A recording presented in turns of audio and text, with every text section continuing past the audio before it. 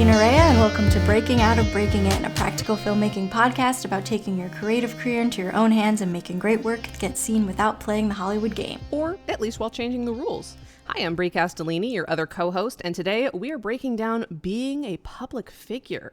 But before we dive in too deeply, remember that we release bonus content for each episode over on patreon.com/breakingoutpod. So if you want to support us and get yourself even more information and resources and beautiful infographics that I slave over in Canva every month for you, definitely check it out. Patreon.com/breakingoutpod. But with that said, how are we defining public figures for this conversation? Because we are very explicitly not talking about how to be famous, because that would be an insane conversation for the two of us to have and also not super relevant. However, I do think that there is a level of public figure-ness that anyone who's making indie films has to interact with at some point or another, regardless of how successful you get. So I don't know, how do you define the concept of public figures for the context of this conversation? I think it's someone who makes public appearances that they promote in advance in some capacity.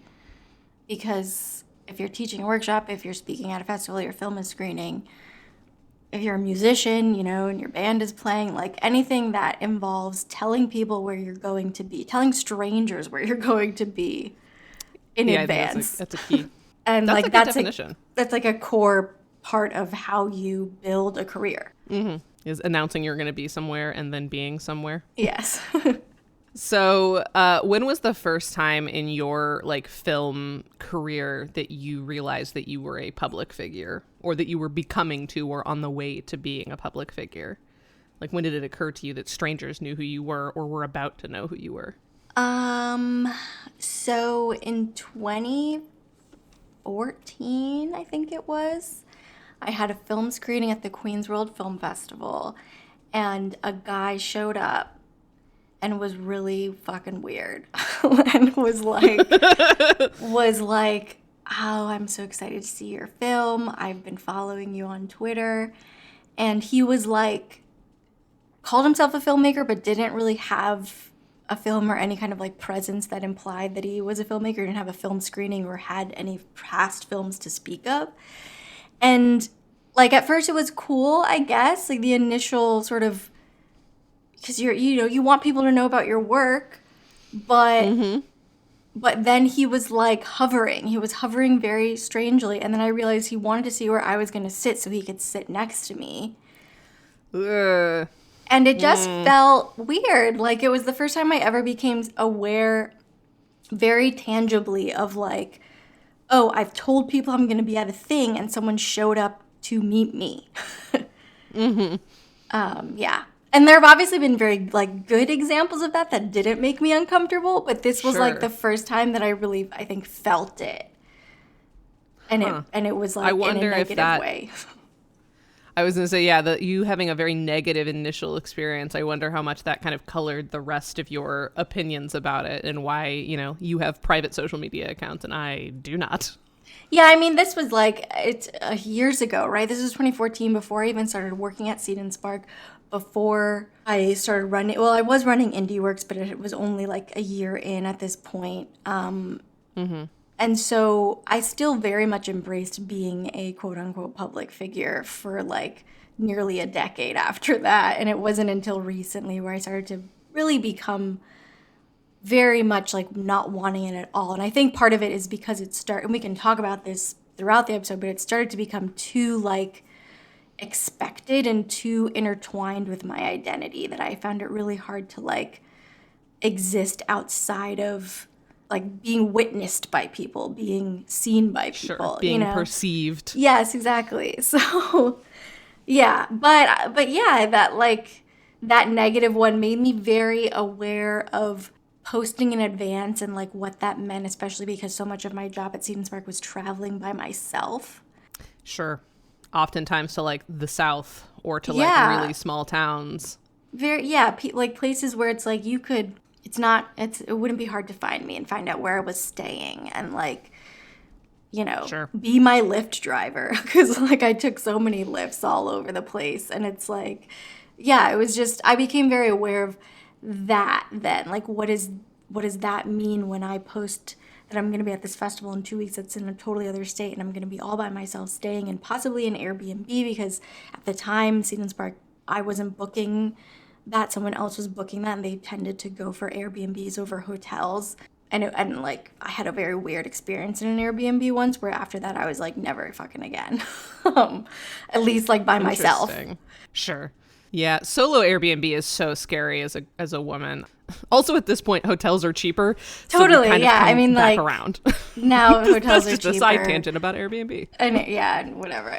Like, we could go off on Airbnb as the like gentrifying entity that it is. But anyway, that experience definitely set me up, I think, to be very aware going into what was then going to become like a decade of being a very public figure. So that's fair. Yeah, as you were talking, I realized that like I was aware of the nature of being in public long before I became a filmmaker, because when I was an early adopter of a lot of technology, because my dad was a computer consultant, so he was an early adopter of a lot of technology, and for a long time like I very much followed in his footsteps, and so as a result I had like my own website domain at 13 years old.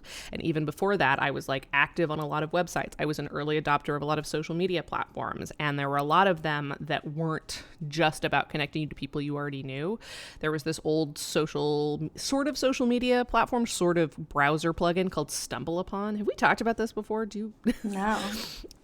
Do you know what StumbleUpon is? I do not. I think it still exists technically, but back in the day before the web was like networked the way that it is now, when it was just a series of completely disconnected like websites, StumbleUpon was a browser extension that you would tell it like your general interests. You would click a button and it would just take you to a random website, either within one of your random interests, or if you were searching via a specific interest like online games, like movies and TV or whatever, it would take you to a website that was like networked or tagged as that thing. And it was this whole community of people who just like scoured the web, and when they found a new website, if it wasn't already like registered on StumbleUpon, you could like tag it as, you know, whatever the tags are and review it, and then it would come up. So like a lot of my early website posts got archived on StumbleUpon, and so I still get hits on very weird like from 2007 blog posts on my website, and it's because they were originally like added to the StumbleUpon network, and so people are still finding it through that, whether it's StumbleUpon or not. It's like on the internet from an early age. But in any case,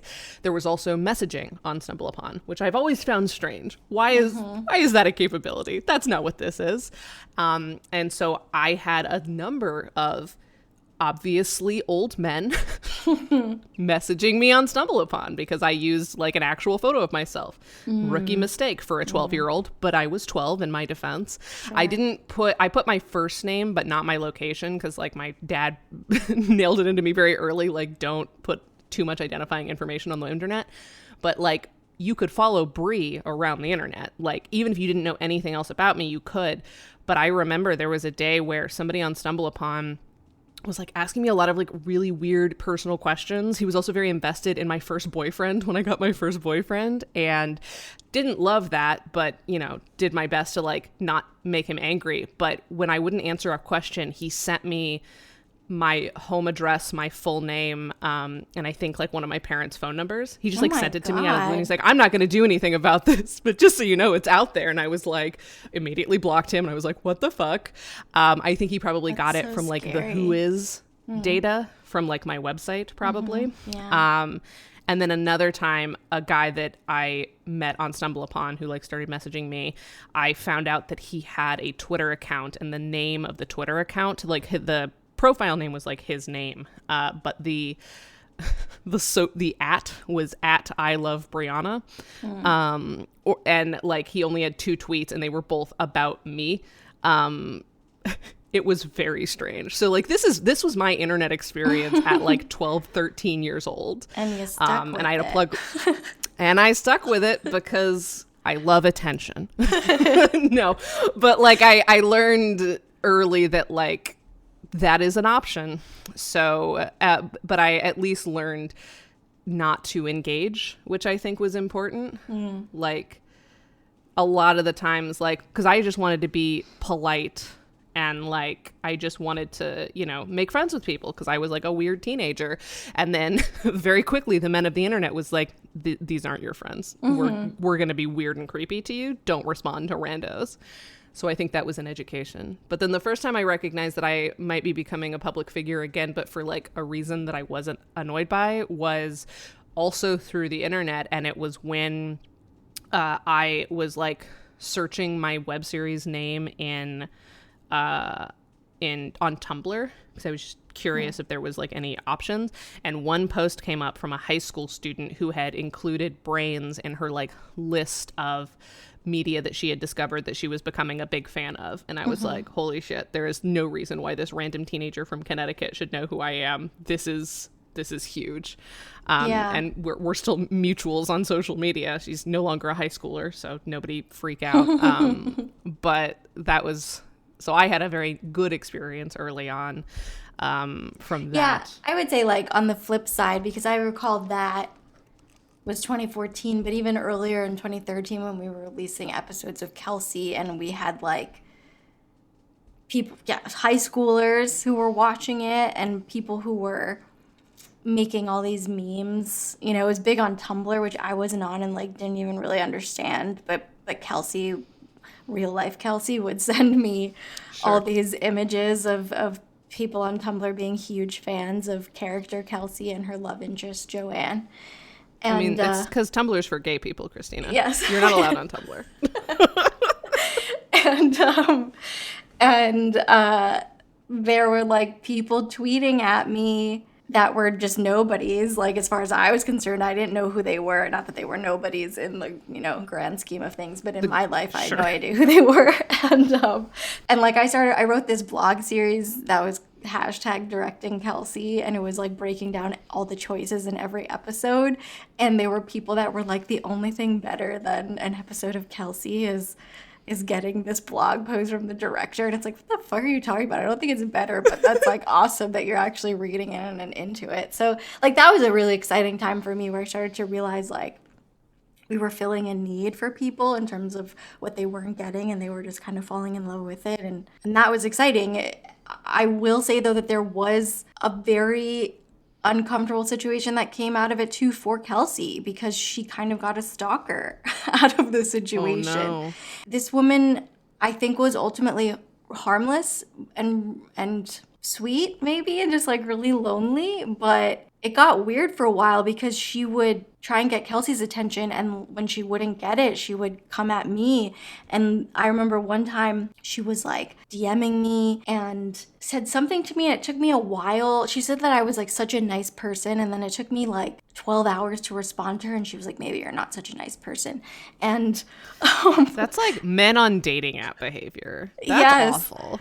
And then we were crowdfunding in 2014 for 2 shorts, and she gave $1,500 to the campaign, and we both were kind of like, do we accept this because she's been a little bit entitled to our time, like feeling entitled to our time, and this will only increase that, but it's not like we're making any promises. It's through this campaign, and like the only thing we owe her is the reward. And she was cool, and like she was ended up being fine, but there was a weird window in time, like when Kelsey's first started dating Danny.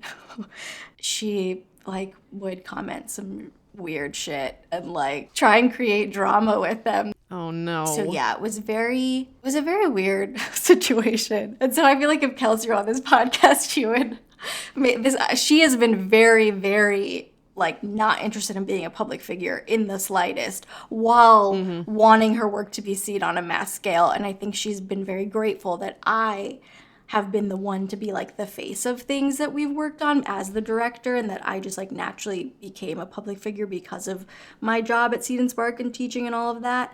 And even at festivals, I was like the one that would do the Q&As more. She's very, very private in general. And I think it's been interesting because then like Danny's very public on the other side of things. So she kind of like makes up for the fact that Kelsey, you wouldn't even know she exists if not for Danny posting. But I think that experience kind of like set a tone for her very early on where she really did not want to be a public figure. I wonder then because like I am so impressed that she's managed to maintain that boundary, but I also wonder if like without you or Danny, she would have the same like I don't know what I'm trying to say, but I guess there is a level to which you have to be available, especially as an indie person who doesn't have other people promoting on your behalf, that if you want to be completely private, it's probably going to be tough. And so it's good that she had people being in public for her. So with that, like, is there anything you wish you had done differently or you wish you had known, especially at the beginning of your like decade of being perceived, that like you would advise other people who maybe are a little bit earlier in the phase to like consider? Yeah, I mean, at the end of the day, I think you have to be a public figure. Like, you have to embrace being a brand because everything I said about Kelsey, you're right. She could not exist without, as an artist, she cannot exist without having people around her who are carrying that weight. And I should also say that Kelsey was always like, when we had to do pitch videos for crowdfunding campaigns, she would be in that pitch video and she would like send emails, but she was not a social media person and she was not. Sure. She was just like very good with boundaries of like, these are my boundaries around how much I'm willing to share and show. And I think early on, I would just like show anyone anything and everything. And I think it did benefit me because like I was able to crowdfund through primarily strangers, at least early on, because I was so open and like, here I am, I'm a person and know me and like me beyond just like I want to make a thing because I hadn't made anything. So it was like you can't be a fan of my work when I barely have any work. You have to be like, you have to be a fan of me. And so I was very open and I would show you my whole life. And I don't think that it was a bad thing. It just meant like having some weird instances like that guy showing up and being weird. And so I don't know. I would say just be conscious of what like the context around what you're putting out there when you're going to physically be somewhere. Because, you know, you want to be, maybe you want to treat every circumstance differently. Like I later started treating circumstances very differently. If I knew it was like an event at night and I was going to be there completely by myself and I would have to, you know, walk to and from my hotel because sometimes that was the case. Or versus like something at 10 a.m., you know, in an auditorium where I would be like with other people who were coworkers, or I had my spouse with me, or, you know, Kelsey and I were traveling together for a festival. Like those were very different situations. I would approach how I would share, how I would promote specifically my presence there. Changed from, you know, situation to situation. And earlier on, I didn't do that. I was just like, I'm going to be here, show up. And like, I was just hopeful that anyone would show up and was grateful that anyone showed up. But then started to have these situations where I was like, oh, maybe don't be so open. Yeah, and I think like I'm at a point now where I can be selective about how much of a public figure I am because I have an email list of, you know, thousands. I have a newsletter that goes out where I can see exactly who opens it. And I can see like who my super fans are, who like click every link. And, you know, does that email make me uncomfortable? Do I know who that person is? Maybe I want to look into that person a little bit more. But early on, I couldn't do that. I was just like shouting to the void of like, whoever sees it, sees it. And you have to start there to get to where I am, where I can be selective because I have a base of people I can go to directly. And so I'm not saying don't do that, but do it strategically. My go-to nowadays is to not want to be on social media at all, but I don't know. I still think that young people just starting out have to be, even though I think it's a shit show. Well, you also aren't actively... Sure, but you also aren't actively promoting anything right now. Like, I'm curious, once your feature comes out, what the Christina Rhea 2.0 on the internet is going to look like. Yeah, I'm curious too, because my like sort of want right now is to delete my Twitter. I want to delete it more than anything, but I don't want to do that until I know my film's going to get funded without showing my follower count. And so I kind of am like, you can take a screenshot. I know, but like saying that because I feel like that'll be a thing. Like we need to know that you have people to promote to, and of course I can show my email list. But I just feel like proving that I have an audience that's willing to follow me is helpful. And so I feel like my go-to the moment we're in production is to just delete that Twitter. But then I also wonder once the film's out there, maybe I'll want to tweet about it. I don't know. And maybe I want to see what people are tweeting about it if they are. But who the hell knows? Yeah, anyway, the point is like trust your gut with certain things. Like there was this one time I was on a bus. I was going to the Blue Stocking film series in Maine, so I took the bus from the city. It was an 8-hour bus ride. And this guy, we stopped at a pit stop for people to use the bathroom and to buy stuff or whatever. And this guy sitting diagonally from me, I was about to put my headphones back in, and he was like, "Hey, what are you doing to going to Maine? Do you live in the city or you live in Maine?" And I was kind of like, "I'm going for a festival. My film is screening. I want people to come see my film." And so I told him, I was like, "I'm a filmmaker. I have a film screening." And I was like, the moment I said it, I was kind of like, is he my audience though anyway? And the answer was no. But the moment I did that, he Googled the festival and then found the films and then found me. And he was like, "This is your name, right?" And so he had my full fucking name.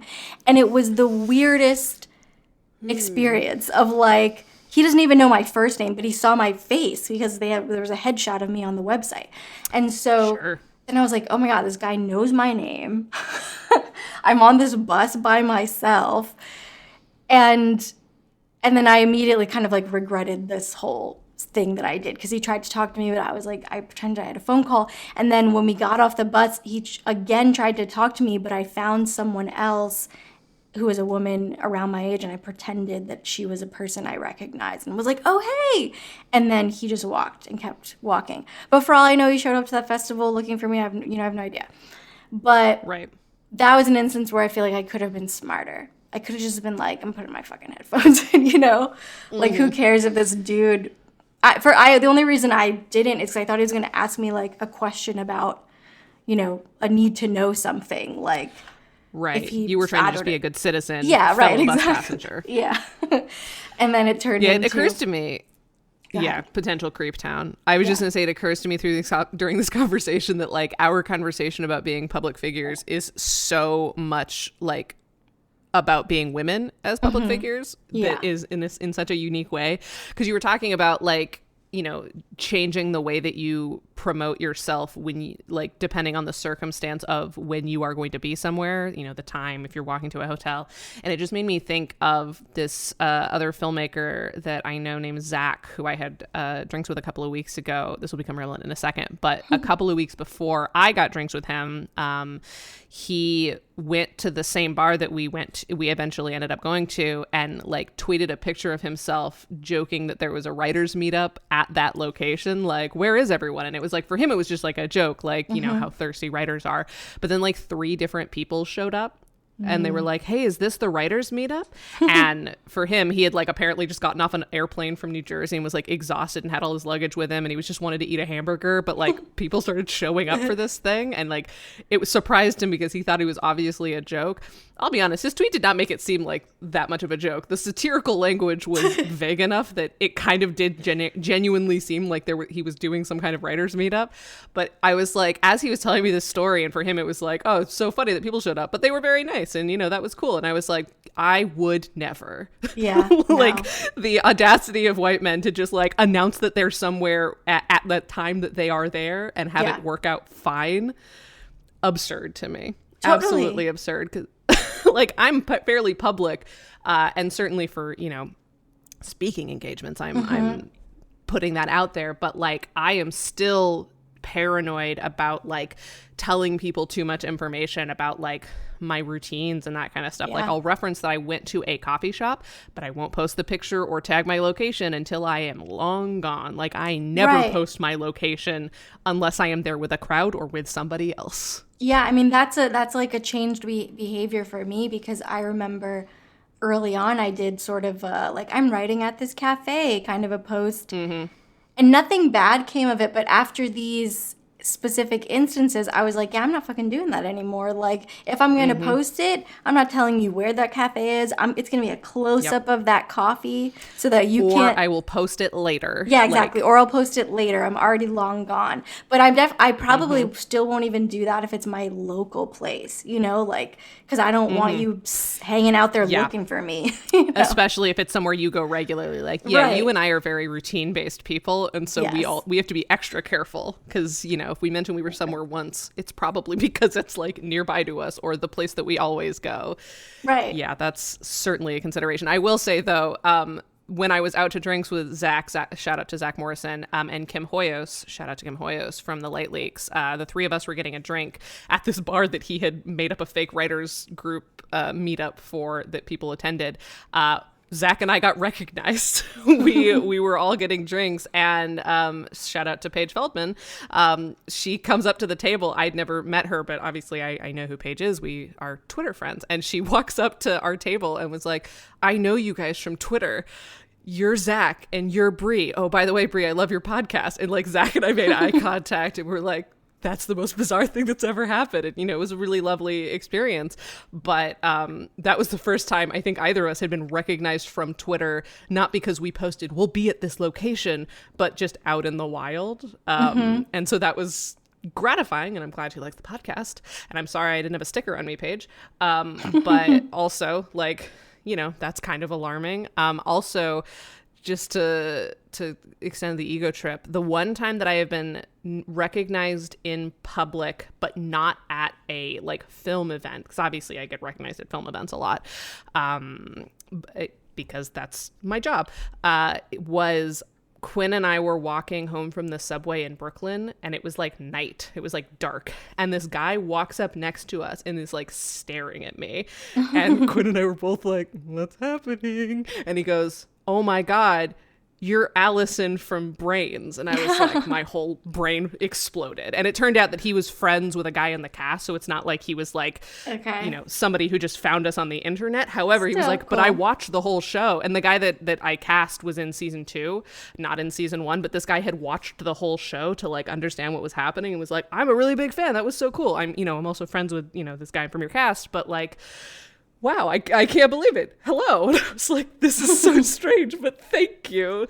And that did make me like, of course that was validating, but it was also like, maybe I don't want to be an actor. Maybe the public figure that I am comfortable being is not also the character, because I imagine that could get messy very quickly. You know, like parasocial relationships with writers and directors like us is one thing, but like for actors it's a whole different one, because at least we have a little bit of control over like how we present to the world, and like, but actors are so much I don't want to say they're the puppets of writers, but like it's not them. They necessarily have to, you know, become a whole different person that they ultimately don't have that much control over.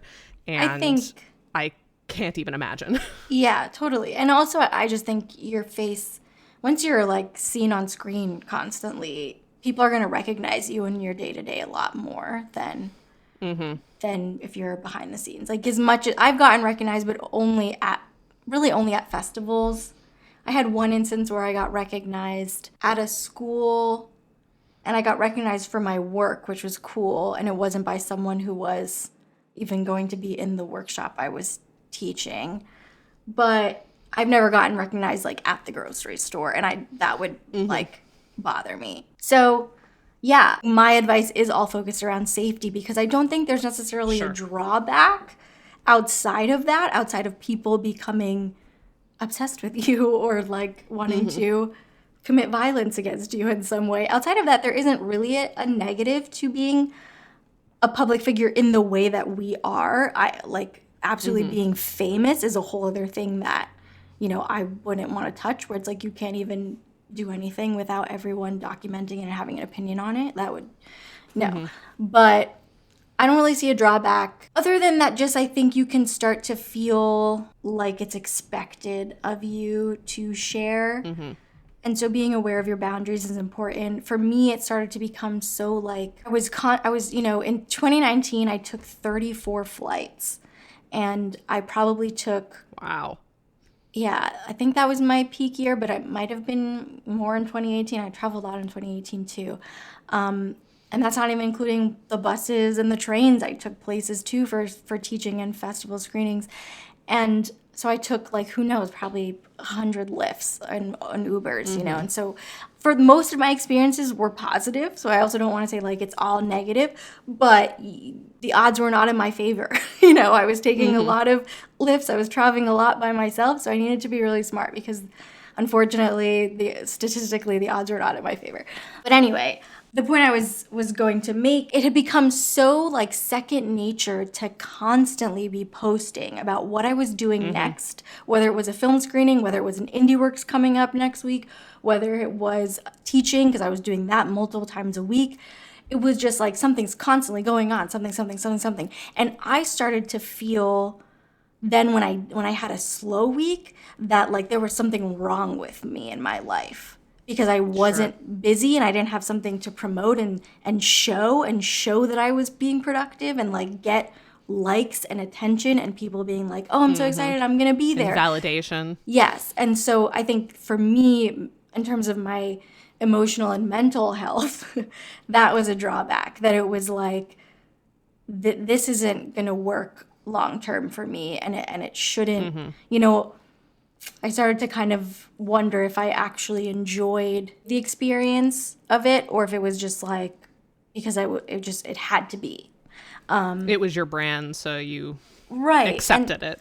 And then and then when, you know, the pandemic happened and I decided to quit my job, and then IndieWorks just naturally ended with the pandemic. So I went from like, you know, with Seed and Spark teaching multiple times a week, having IndieWorks once a month, so I was out at a screening, introducing films, meeting filmmakers, and then also my own film screening all around the place.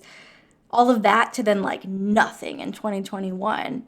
And I had to really like untangle my identity from all that, because it's like, who am I if I'm not helping other filmmakers, if I'm not showing work and speaking and all of that? Like, I had to figure out who I am outside of that, and I'm now in a place where I really like the quiet existence, and that really my Instagram stories are just like the view outside my window and my cat Vic a million times a day, because he and I now are very codependent since Addie died. But I don't know. So I'm enjoying it, but I also acknowledge that I have nothing going on, I have nothing to promote, and if I want the career that I want to have, and if I want to keep growing my career, I have to dip my toes back into that water eventually. And I'm still figuring out how to do that, because even yesterday I taught a class and all these kids in the class wanted my Instagram. And I was like, okay, but it's private. Like, and so I might not approve all of you. And like, I didn't even know how to navigate that because I've made it private since moving. And I actually like it. I like seeing who wants to follow me and having the ability to approve them or not. But I don't think that's sustainable when promoting a film, for instance. No, probably not. So I'll have to really kind of figure that out. Yeah, I will say, speaking as a person who is in the middle of my decade of being a public figure, where I'm still teaching for Seed and Spark and also for the CBS program that I teach for, something that I have become especially aware of since the pandemic is the sort of like distinction between my public image as a representative for another entity versus a representative for the work that I do myself. So this podcast, my films, hopefully my romance novels eventually, and then also myself as just like Brie Castellini, private citizen who has thoughts sometimes that are unrelated to her professional career, and how tenuous the weaving of those three identities can be sometimes, because, you know, when I am ostensibly a public representative of someone else's like organization or company that has restrictions that, you know, private citizen Brie Castellini would not have, but all of those identities have to coexist on the same accounts, because it's not sustainable to have a Brie at Seed and Spark account versus a Brie at Undead Burrito account versus Brie just in person, Brie IRL account. And like, that has definitely been a conflict at times Yeah. In the past and, you know, in the present day. And like, that is something that I don't know that there is a way around. I mean, there's a reason why you have so many like insipid press clippings of like actors saying weird stuff, because they're just like stuck in a room for 12 hours with people asking them the same questions over and over again. Of course they're going to say weird stuff, or like people being like really genuinely like earnestly promoting something that sucks, that they know sucks, but they can't publicly say sucks because they're not themselves in this moment. They are being interviewed as themselves, but they're not themselves. They're a representative of the, you know, piece of shit movie that they made that they can't talk shit about. Yeah. Exactly. And so like, despite the fact that social media was meant to like connect us and, you know, break down the barriers between creator and fan, there's still barriers. The barriers are just different. Just because we have easier access to people doesn't mean we have easier access to what they're actually like, what they actually believe. And that can sometimes be like confusing, especially for people who have never been in the public eye, fans who expect every quote out of their fave's mouth to be their actual earnest opinion versus a soundbite that has been like pre-vetted by 18 PR people. And that disconnect can sometimes be frustrating. And like, obviously I don't have that to the same degree as a famous person, but every once in a while, like, I will have to sort of go hard for something that I maybe don't necessarily agree with or feel strongly about. And then I will get people who like know of me by one of my personas and like start asking me questions that I'm like not at liberty to answer because of the nature of my being a public representative. Yeah. And I don't love that. And like, that does make me hesitant for, you know, traditional media, because like, do I want more visibility, but also less ability to be honest about my own opinions? Yeah, I think that's the hardest part about our jobs specifically. Not everyone has this problem, but like our jobs that I used to have and that you have now require the success of our own creative careers to be what makes us good brand ambassadors. Sure. But at the end of the day, you're a brand ambassador, but you're also yourself. And like you just said, you can't have these siloed off social media accounts and like be saying one thing on one and something else on the other. And I remember I had an instance where personal opinion, Christina didn't like the direction a company was taking, because I felt like it was exploiting filmmakers, but then got reprimanded because they were a partner of the company I worked for, and I shouldn't be speaking publicly out against them.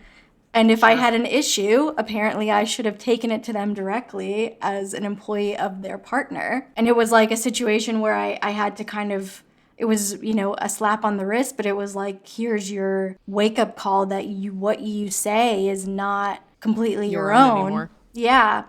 And eventually I was over that and I left. But, you know, that was a point of privilege that I could do that, because like everything we've talked about in past episodes where, you know, my spouse had income and I had enough outside income that I could leave, but not everyone has that choice. You have to make a living. And so sometimes, and that's, I think it's hard because some people I know, they hate having a 9-to-5 day job that has nothing to do with the industry, and how that can be like soul sucking and suck your creativity. And so I'm not saying that that's the better option, but in some ways it is, because you have this clear boundary where it's like there's no conflicts of interest when you want to speak out. But I also think that that's like our experiences are training us for everything that you just said. If we really want to have careers where it's like, oh, you want to speak out against one of the big studios because they've done something fucked up, but also they're giving your film a shot, and like that's the only way to get this thing made. And it's constantly like picking your battles and choosing your line that you're going to draw in order to exist in a problematic system, you know? Totally. I mean, with this podcast, you and I are constantly having conversations about like, are we able to do this episode because we don't want to like burn the bridges that might be necessary to have a honest conversation? Like, has enough time passed from the situation that we will definitely reference in this episode to like allow it to go? Because like there's a lot of things that both of us are still sort of have our hands tied about that, like, would be valuable insights to share with people, would be honest about like our experiences in this industry, that we just like aren't at liberty to talk about, either for like the sake of our own careers or the sake of like other people that we know who are still like working with people, organizations, whatever. And like that's also a constant conflict. Like, can we maintain our credibility in this space and our, you know, interest in transparency while also not being fully transparent ourselves? Yeah. That's complicated. Yeah. Something that I'm glad that I did fairly early, mostly by accident and then on purpose, was like clearly designating my social presence by public versus private. Like, I really don't use Facebook for public facing stuff. Like, my Facebook is very locked down on privacy for privacy reasons.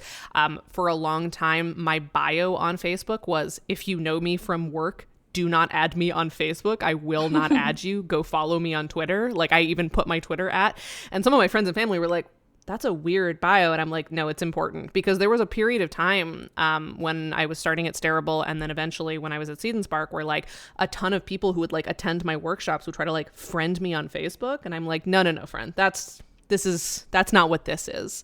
This is where I talk to my grandma and grandpa. Like, this is my spot. And that line wasn't ever hard line in the sand. Like, there are certainly people who I'm friends with on Facebook who I am more a professional connection to than anything else, but like even those are very sparing. And every year I go through my Facebook and like delete people who I don't know, because like I do want to maintain that as like, this is for private citizen Brie Castellini and that's it. And that was just the nature of how Facebook works, where as long as you have some privacy settings in place, like the expectation is people don't get access to your stuff until you approve them, until you friend them back. And so like that being the nature of that platform allowed that to stay private for me.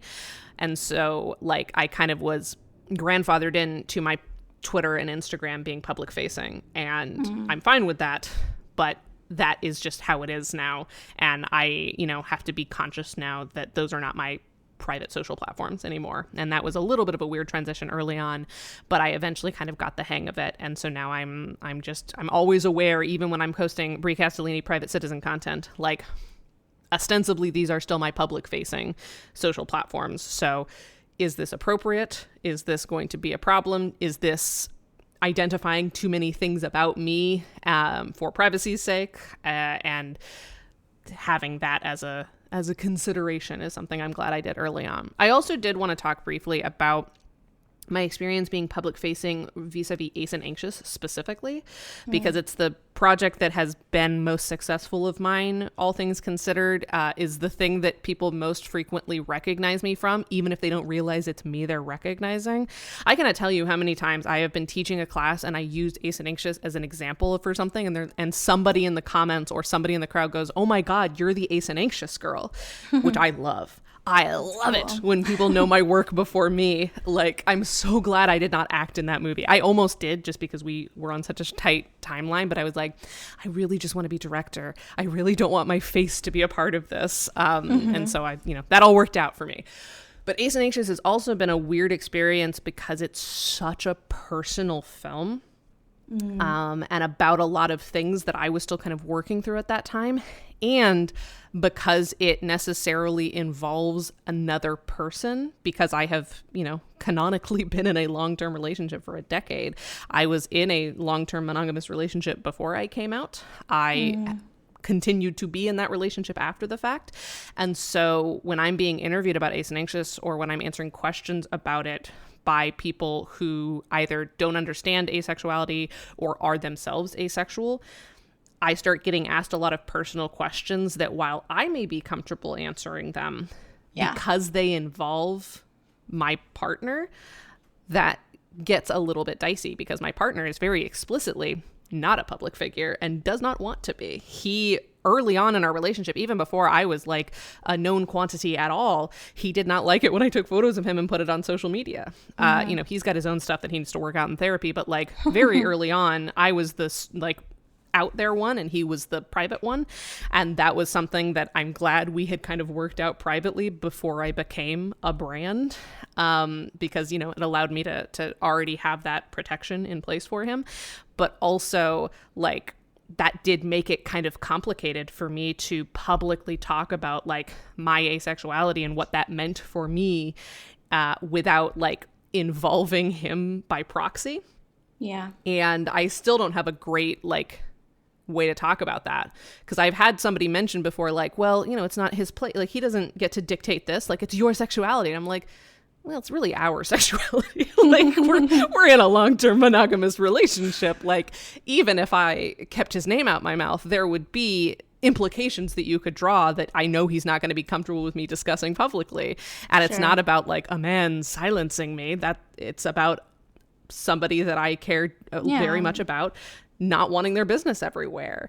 Yeah. But the conflict of me wanting to talk publicly about a thing that I wish somebody had been talking publicly about years and years ago does make that complicated. And that's also something for a lot of you out there that are listening. I know that you make very deeply personal content, but, like, if it involves somebody else, that's a conversation to have with them. You should know how the people in your life feel, especially if you're still in communication with them, before you, like, go out and say stuff. I know we have an episode that's, like, kind of about that, really specifically, if you're going to make your brand a work that's very personal, be considerate of how that hits people. Yeah, I mean, I have a similar, my husband, he's not on any social media and wasn't when we met. And I really wasn't either. Like, I had a Facebook page, but I didn't have a profile photo, and I just, like, didn't care to use it.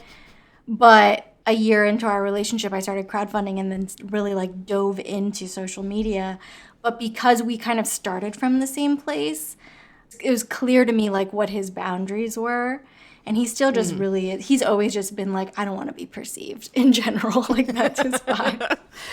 It's such a shame that they've never met. Our husbands would like each other so much. They're the same guy in so many ways. Hopefully they will meet.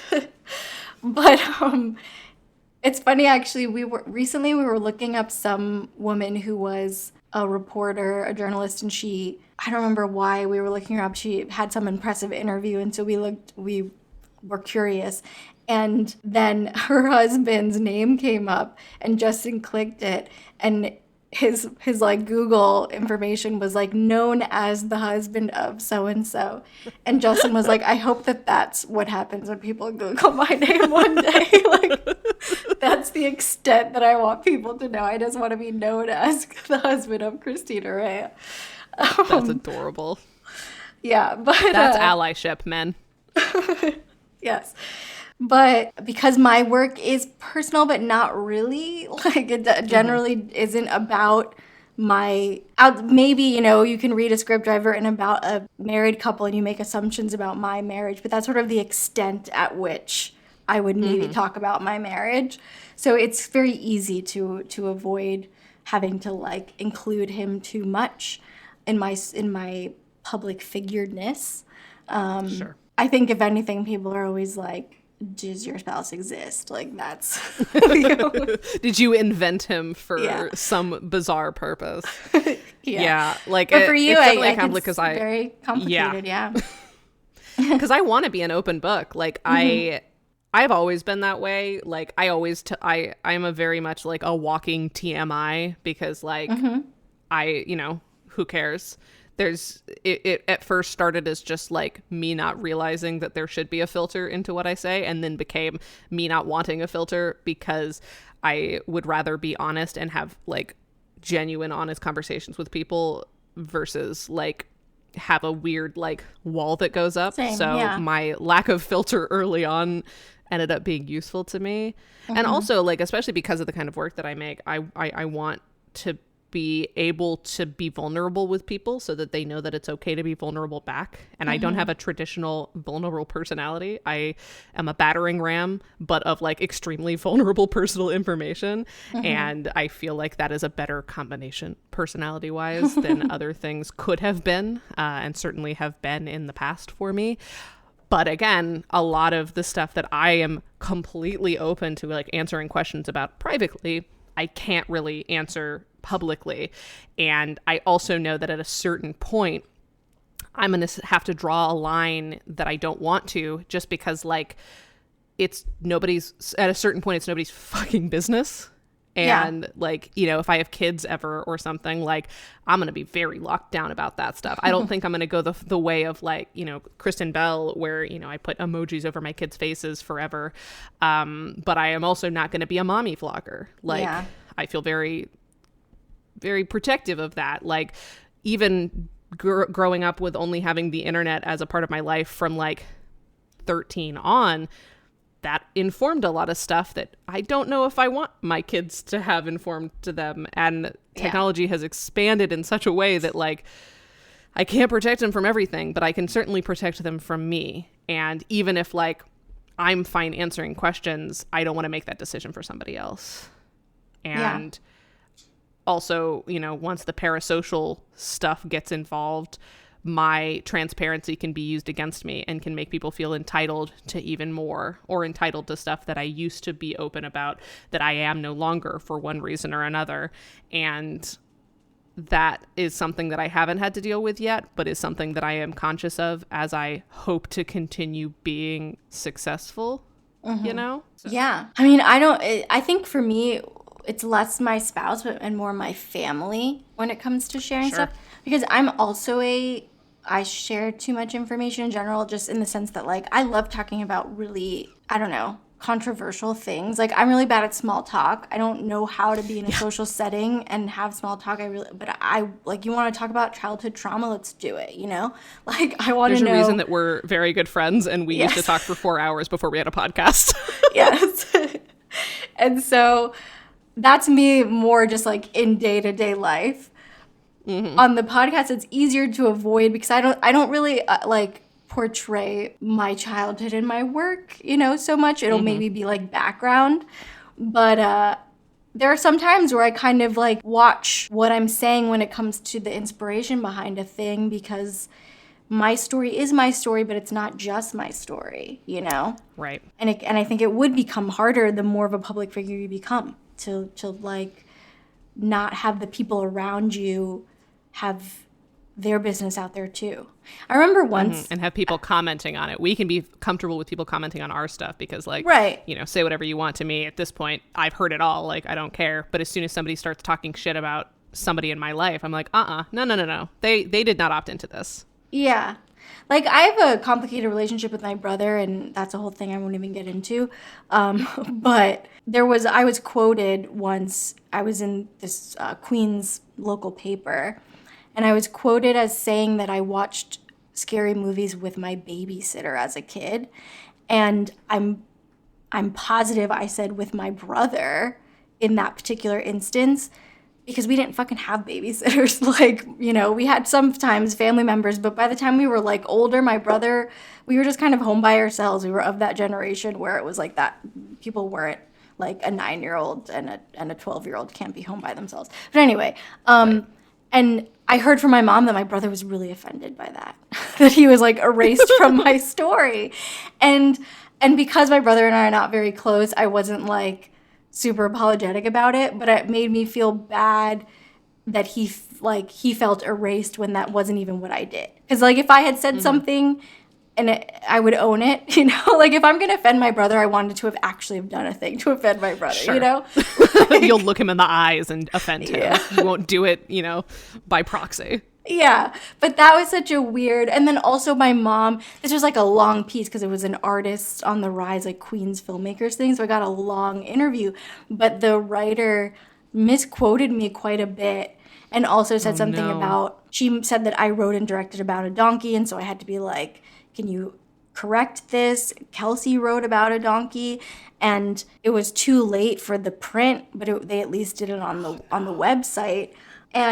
But also like they said something about my mom's job growing up that was incorrect, because I said my mom had a full-time job and 2 part-time jobs growing up, and they said that she had like 4 part-time jobs or something, and I didn't like think it was a big deal that my mom didn't like it. She was like, that's not, I had a full-time job, and like she took offense in a way that I didn't see. Like I wouldn't, you know, it didn't occur to me that would bother her. as an error. Sure. And but then so that was like an interesting thing to like being misquoted. That was something I suddenly was very aware of. That could happen. Sure. And it's one thing for strangers to think that you said that, and that would suck if it was like something totally different from what you said. But in this instance, it was like so sort of innocuous, but because it was my family, they didn't like that it was like the wrong information about our lives. Yeah, I think that's something that we haven't talked about yet, is just like the nature of, even if we are 100% in control of what we say and share and our boundaries, at a certain point of public consumption, your words aren't even your own anymore. And if somebody misquotes you, even for something seemingly benign, that can have so many other consequences. And like, it can be hard to prove a negative. Like, oh, I didn't say that. Well, is there a recording? Like, can you prove it? And if people are already inclined to distrust you, if you already have an uncomfortable relationship with them, or even if you have a great relationship with them, but they have an insecurity that is sort of tightly held, then even something completely out of your control that is associated with you can hurt people. And like, that's definitely something I am scared about, because I will say anything, but it would be easy to either completely misquote me, but in a way that doesn't sound like you're misquoting me, or leave important context out that I feel is valid and important, that would lead to like further misunderstandings. And I often wonder, like, if I ever get to a point of notoriety where like people have opinions about things that I say, if I will become like you, if I will retreat back into private and only come out to talk very explicitly about like work and that's it, just to sort of protect the other people in my life. And because like, I don't care what you say to me, whatever, but as soon as like you come for other people or you make inferences, I will get very protective. And the only way I can imagine being genuinely protective is to just retreat, which kind of sucks. It does suck, yeah, because like I love having conversations. I enjoy listening to other podcasts where people talk very deeply about their lives, and I enjoy listening to that and like hearing other people's stories, and so I'm always wanting to do that for other people too, especially if they're trying to sort of figure out what my journey was in getting somewhere, But yeah, it can be so hard when you're not fully in control of the output. And like, how often are people releasing a full-length podcast and then a journalist will quote like one line from it and then misinterpret it in the like headline, and even if in the main piece of the thing that they've written they have given full context, like the headline is what people take and run with, and then that becomes the narrative forever. Right. But what I'm nostalgic for is this level of fame where like you did interviews and that's how people found out things about your life. They didn't find out things about your life through following your life, Sure. Yeah, no, that totally makes sense. You get to control when you share pieces of yourself, but there isn't the pressure to be like regularly sharing pieces of yourself outside of those like very structured opportunities. Right. But like that doesn't exist in social media. However, I will say that I think there are some directors who are able to get by. They get enough fame that they then are able to pull back and still do that. And because they're not in front of the camera, they're generally not being recognized. Right. I think it's harder for women. Women are often called upon to talk about like very specific parts of their experience that make them more visible. Like, you are the one woman in the room. Tell us about what that feels like. There's this great College Humor sketch that Rekha Shankar wrote and is in, where the setup for the sketch is that it's two like famous chocolatiers, and Rekha, who's Indian, is is basically like a Wonka style person, and then the white guy she's being interviewed with is just like this very dry, like, I like chocolate because it is sweet kind of guy, and he keeps getting asked these very whimsical questions, and she, a like literal like magical chocolatier, keeps getting questions like, as a woman of color, what is it like to be in the chocolates industry? And the like sort of that aspect. And I think about that a lot when we're having conversations like this, because I think it's true that when you, as much as like we get less attention in ways that are useful to us, we get more attention in ways that like force us into being public figures when we don't necessarily want to, because like we're unique. Right. In a way that people find that they can package without having to think about us as humans. Right. And the whole like, work life, family balance shit that, men, you wouldn't even know if they have a family. Whereas women are sort of automatically put on the spot to speak about that. Sure. And I think it also just like inherently because of the patriarchy, you're pushed into wanting to speak about that, to offer insight for other marginalized people, to say like, this is how I navigate this whatever, because like that traps you in its own way. Right, exactly, it does. Like when I think about how I feel a duty to talk about my spouse's like stable career and income when talking about my ability to pursue my career, because I think it's bullshit when people pretend that they don't have some sort of a cushion and that's mine. And it's disingenuous and it's unfair to people who are trying to figure out how to survive in this industry when people don't acknowledge their cushions. Yeah, no, that's a good point. I think it's unfortunate because in order to be able to unplug completely, you have to get to a certain level of fame that we're both saying we don't want. So I don't really have answers, but I just think, everyone has to everyone has to draw their own line, and everyone has to decide what makes sense for them in their lives and navigate it as safely and responsibly as they can. Yeah, I think my final thing that I'll say on this subject is that like it's easier to loosen boundaries than create ones where there weren't in the first place. So starting more conservatively and cautiously might be the best option, because if you restrict people's access to things that they used to have access to, they are very upset. And even if you are completely within your rights to set those boundaries, when you change the expectation that has been the status quo, that can be very painful to people, whether or not you mean it to be. So if this is something that you're concerned about and you are starting out in your public figure adventure, maybe it's better to start super locked down and kind of like loosen the reins as you feel more comfortable and confident in the space versus the other way around. If that's possible for you, that might be what I would advise. That's good. So for segment time, I actually don't really have anything this week. I don't. There's no our segments. There's no drama alert. There hasn't been any screenwriting drama recently. There's just been general drama.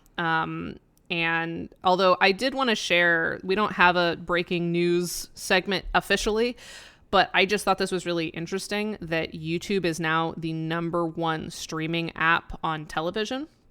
Like of the like breakdown of apps that are used for streaming through like TV sets, YouTube is #1. And I just thought that was interesting, and certainly something that I will be mentioning in like distribution conversations with indie filmmakers in the upcoming years. But like I think that a lot of, especially people our age, still have this idea of YouTube as like the place where you watch cat videos versus a like genuine like media consumption tool on the same par as like Netflix, that I think it actually is.